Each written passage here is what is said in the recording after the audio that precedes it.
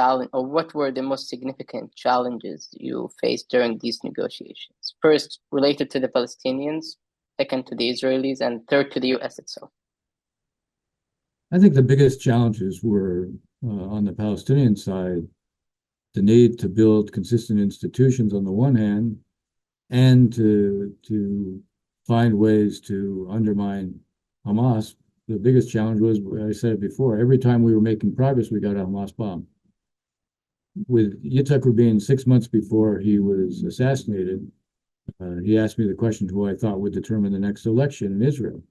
And I said Ari Deri, who was then the head of Shas, still is, an ultra-religious party that is made up of those Jews who came from the Arab world. And he said, no, guess again. And I said, you tell me.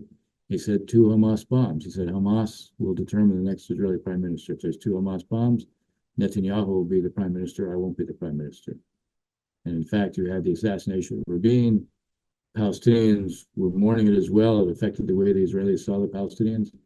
And people in Likud were telling me, Paris will now be able to achieve with the Palestinians and with the Israeli public what Rabin never could have achieved in life. And then there were 4 bombs in 9 days. It completely undercut that. People asked, is this the peace we're going to get? You can't get on a bus without having the bus blown up.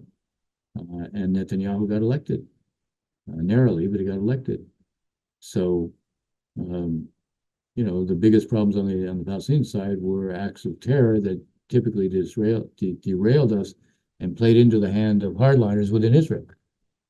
The challenge on the Israeli side, I think, was 2 things. One was a kind of habit. They were used to control of Palestinian lives. So for them, Oslo involved a slow devolution of authority to the Palestinians, much slower than the Palestinians wanted, much slower than they expected.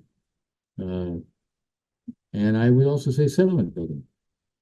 Settlement building, the right wing assassinated Rabin, and for what they saw him doing in terms of basically being prepared to give away what they perceived to be God's patrimony, meaning the land in the West Bank. But settlement building made the Palestinians feel powerless. And making one side in negotiation feel powerless is never a good prescription.